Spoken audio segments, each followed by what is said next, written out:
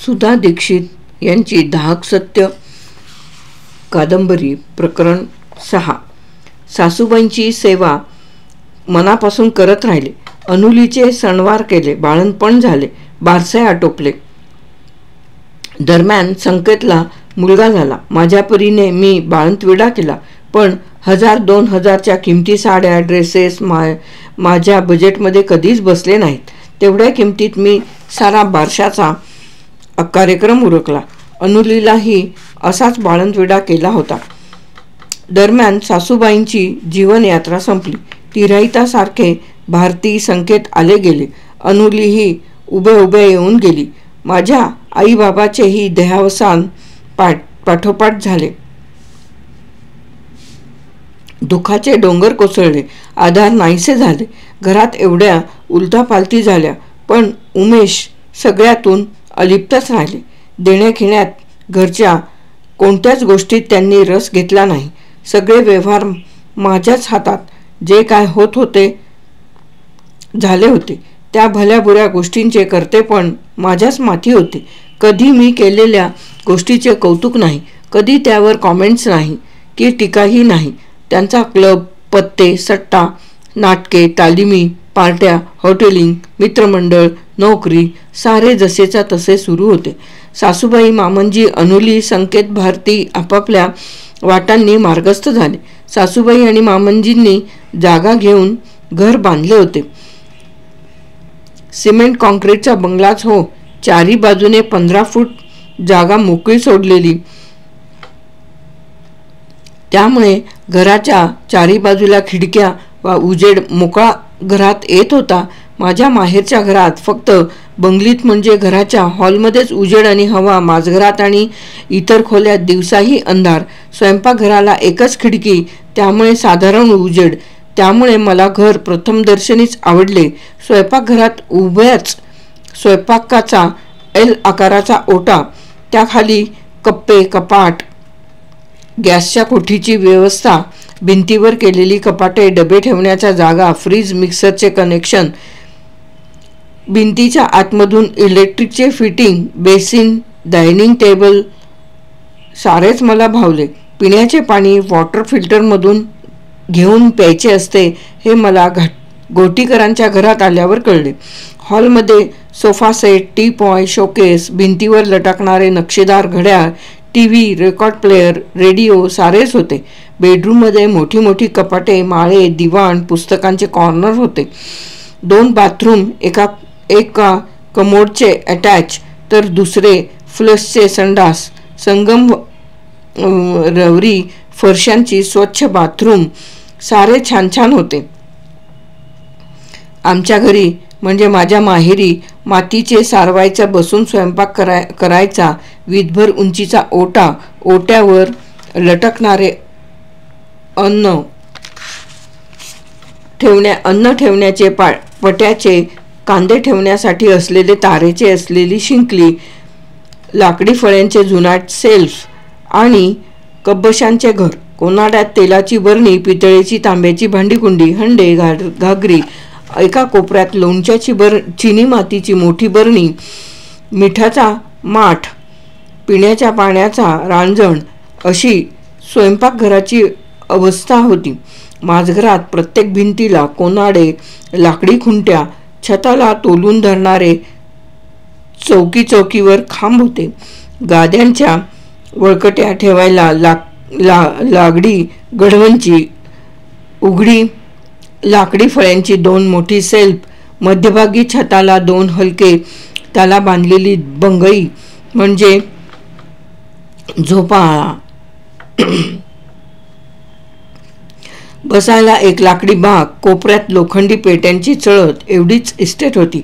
माझघराच्या छताला एक धार, त्यातून येणारे प्रकाश किरण आणि हवेच्या कधीतरी येणाऱ्या झुळका एवढीच हवा, प्रकाश आणि आत येण्याची व्यवस्था होती. माझघराच्या आणि बंगलीच्या भिंतीच्या जाडीमध्ये अर्ध्या भागात जिना आणि दुसऱ्या अर्ध्या भागात देवघर. देवघराला माझघराकडे आत जायला एक लाकडी दरवाजा. देवघराच्या खोलीला बंगल्याच्या बाजूने लाकडी खुंट्या, लाकडी खुंट्या असलेली खिडकी, वरून मोकळी जागा, लाकडी देव्हारा, त्यात लाकडाची देव ठेवायला उतरण होती. खिडकी आणि दरवाजामध्ये देवापुढे बसण्यासाठी शिसवी पाट असायचा. मागच्या बाजूला देवाचे सामान, हळद कुंकू गुलाल वगैरेच्या ठेवण्यासाठी जागा व तिथे छोट्या छोट्या लाकडी सिल्फात ठेवलेल्या भिंतीशी उभी एक मोठी सहाण, शेजारी भले मोठे चंदनाचे खोड, 2 तांब्याची ताम्हणे, कापूर आरती, 5 दिव्यांची पंचारती, तेल तुपाच्या मोठमोठ्या सदोदित लखलखणाऱ्या पितळी समया, वर छाताला रंगीत हंड्या, झुंबरे, घंट्या, देवघराचा असा थाट होता. वेगळ्या खोलीत सुव्यवस्थित माझ्या सासरी मात्र भिंतीवर सनमायकाचा छोटासा देव्हारा, शेजारी एक छोटे सनमायकाचे सेल्फ होते. देव खाली उतरवून पूजा व्हायची. स्वयंपाकघरातच देव्हारा होता. ही गोष्ट मला फारशी आवडली नव्हती. माझ्या आईकडे लांबोळ्या आयताकृती आकाराचा मोठा हॉल, त्यात भिंतीशी भारतीय बैठकीच्या गाद्या, लोड तक्के होते. हॉलच्या आडव्या भिंतीला राम, सीता, लक्ष्मण, हनुमान, भरत, लक्ष्मण या पंचायतनाची मोठी रंगीत फ्रेम होती. उभ्या एका बाजूला माझघराची भिंत, तर दुसऱ्या बाजूला अर्धी भिंत आणि त्यावर लाकडी महिरापीच्या मधून 4 खिडक्या, लाकडी खुंट्यांच्या आणि मधून थोड्या थोड्या भिंती होत्या. हॉलच्या आडव्या दुसऱ्या बाजूला लांबलचक एकाखाली एक 2 छोटी छोटी कपाटे, तीही भिंतीतली. नाही म्हणायला एक लाकडी हातांची चौकोनी खुर्ची आणि 2 घडीच्या लोखंडी खुर्च्या भिंतीशी ठेवलेल्या असत. हॉलच्या मध्यभागी ही 5 फूट बाय 6 फूट रुंदीचा लाकडी झोपाळा होता. सदा करकरत असायचा तो. सासरच्या मऊ कुशनच्या सोफ्याच्या खुर्च्या त्यामुळेच मला फार आवडल्या. 2 छोटे दिवाण होतेच बसाय उठायला. वर छताला गरगर फिरणारे पंखे, काचेचे लखलखणारे इलेक्ट्रिकचे फिटिंग केलेले झुंबर, भिंतीवरचे नाईट लॅम्प्स, भिंतीवरचे नक्षीदार लटकणारे घड्याळ घरच्या संपन्नतेची साक्ष देत होते. माझ्या आईकडेच हॉलमध्ये घड्याळही मोठेच होते. छोट्या कपाटावरच्या भिंतीवर लटकत असायचे. घड्याळाच्या खालच्या भागात त्रिकोणी आकार आणि काचेचा दरवाजा होता. त्यातून सतत अर्धगोल फिरणारा, खाली पितळी गोल असणारा लंबक दिसायचा. दर अर्ध्या तासाने एक टोल आणि जितके वाजले असतील तितके टोल दर तासातासाने वाजायचे. रोज किल्ली द्यावी लागायची, पण घोटीकरांकडे किल्ली द्यायचे कामच नव्हते. सेल एकदा टाकले की घड्याळ आपोआप वर्ष 6 महिने व्यवस्थित चालायचे. मागे मागे वेळ दाखवू लागले. मी घड्याळाचे फक्त सेल बदलावे लागायचे. घोटीकरांच्या घरी आजूबाजूला मोकळी जागा होती. सासूबाईंनी पुढील भागात सुंदर बाग लावली होती.